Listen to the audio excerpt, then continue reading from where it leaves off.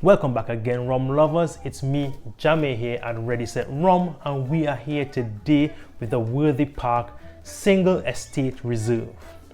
So, Worthy Park is one of the smaller rum producers in Jamaica, right? They were in existence up to in the 1960s, and then they restarted in 2005.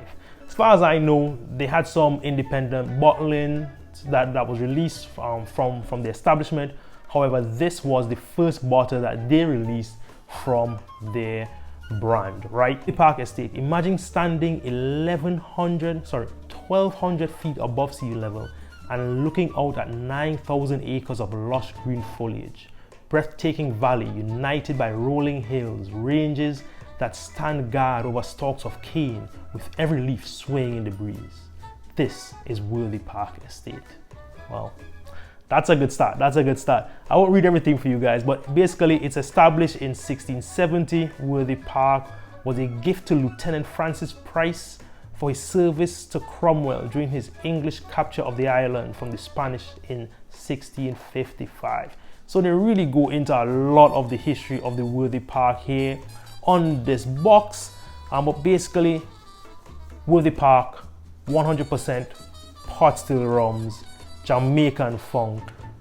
This bottle here contains rums that were aged in white oak ex-bourbon barrels between 6 to 10 years.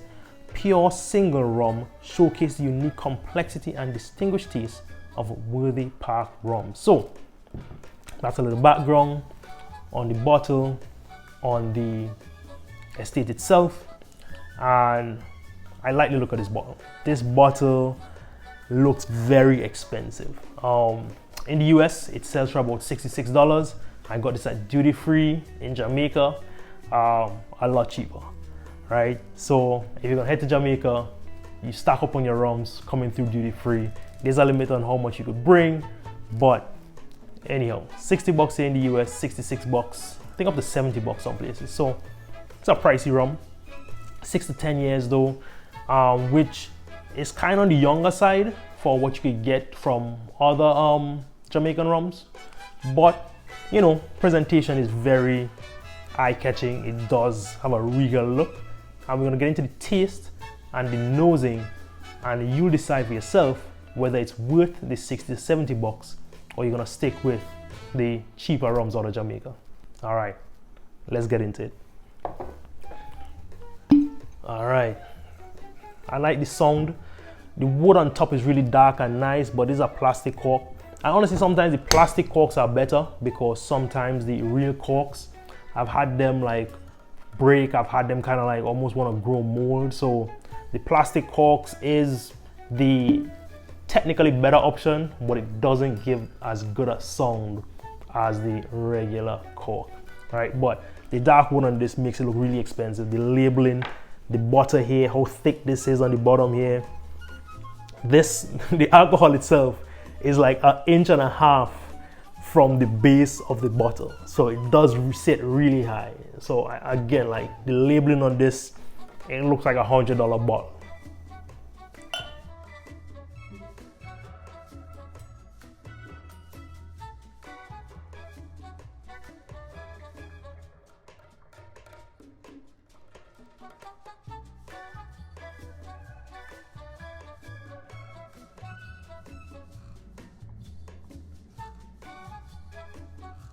And that is the pour. All right, so this rum right here is really dark. It is a very dark brown color.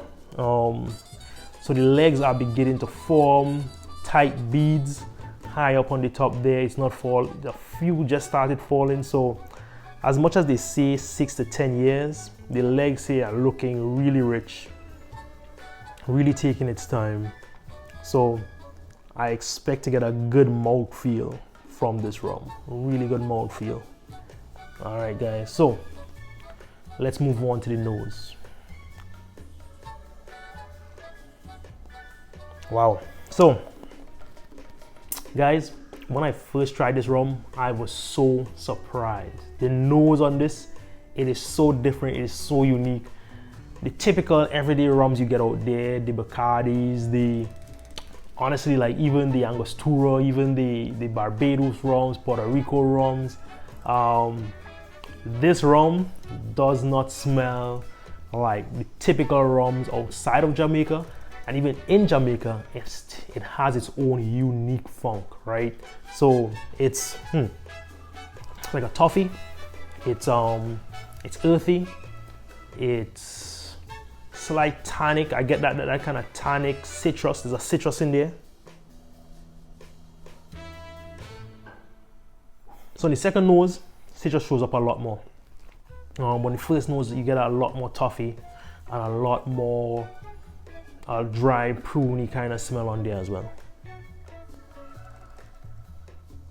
But definitely different. Very different from the typical Jamaican rums, right? And most of when I say typical, what I'm referring to is Appleton. Like Appleton is pretty much the standard of Jamaican rums, and this is just not that. It is very different from Jamaican rums. Sorry, it's very, very different from Appleton rum. So in it of itself, this rum, Appleton rum, side by side, it's a clear difference, right? So that's just on the first take. Let's move on to more detail on the tasting notes.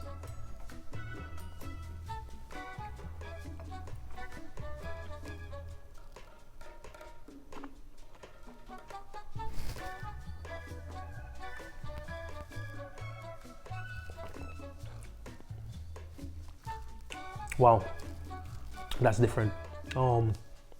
Woody, spicy, with a very odd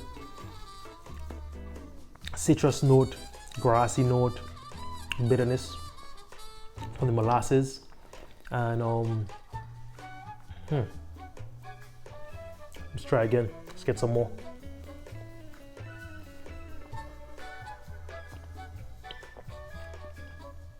There's odd fruit I'm getting there. A very specific dried fruit. I'm not sure what that is. Again, there's some tannic flavors to it. I'm not sure what I'm getting here. It's so different. It's just so different from other Jamaican rums. It's hard to place. It's very different from all rums, honestly. Very hard to place, and that is, you know, their pot still method. Typical, it's only pot still, and then their own method of doing it. No dunder muck pits that's typical of other Jamaican establishments. They do their own fermentation, and that's kind of what giving you that unique flavor. So let's move on to the expert tasting notes, and today the expert tasting notes come from Master Quill. And Master Quill says that he immediately recognized the funky banana, sweet wax, and nutty fragrance. A lot of banana, very fragrantful, runny taffy at the edge of oak and nuts. So I think we kind of agreed on some of the things there. We agreed on the woody notes. He said it's dry. He talked about the toffee, and I'm pretty sure I said that as well. And he said about the funky banana and nutty. He said sweet wax. I'm not really sure how you get sweet wax out of this. But let's move on to the tasting. The tasting, he says, dried vegetal powder, sweet grain whiskey, vitamin C dust, sawdust, baked banana, complete with dough and powdered sugar, milk chocolate. Man, this guy has a lot of things going on there. He says it's really played between sweet banana toffee notes and dry grainy tea-like and woody notes. And I really do agree with that. So that part right there really stands out and really matches what I'm saying. I talked about banana, I talked about toffee, I talked about the dry, woody, the woodiness, and I did talk about the grassy notes. So I think that's where we both agreed on. And then he went off the rails with some of these dry vegetal powder and stuff. But that's the Master Quill, and that's what's his tasting notes.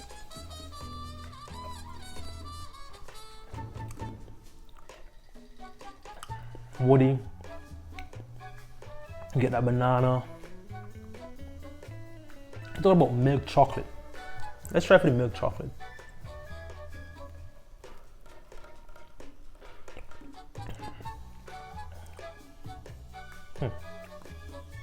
I don't know, to me it tastes close to the dark chocolate, but maybe it's the bitter wood taste that's really making me skew towards dark chocolate, just because milk chocolate is usually sweet, light milk chocolate flavor. But to me it's like the sweetness plus the woodiness really combines closer to a dark chocolate. But I think we agree on that. So that, my friends, is the Worthy Park Single Estate, and I really enjoy this rum. The Single Estate Reserve, pot still, aged and blended and bottled. This is a must try. It's definitely a must try. This is so unique. It's so different for me. I really, first time I drank it, I was like, I don't even know what I just bought. I wasn't even, you know, sometimes you as you expand your rum palate, sometimes you taste things and it's really like, where is the rum? This is one time I thought like, this is some different type of rum. So must try, yes. Must buy, I'm not sure. I'm really not sure how many people really like this.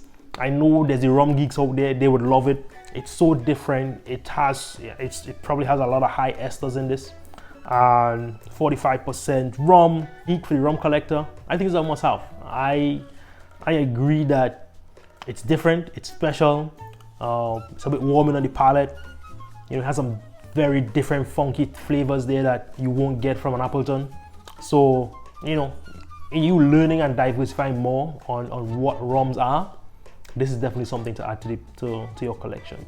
So, must try for some, must try for all, must buy for some, and must have for some as well.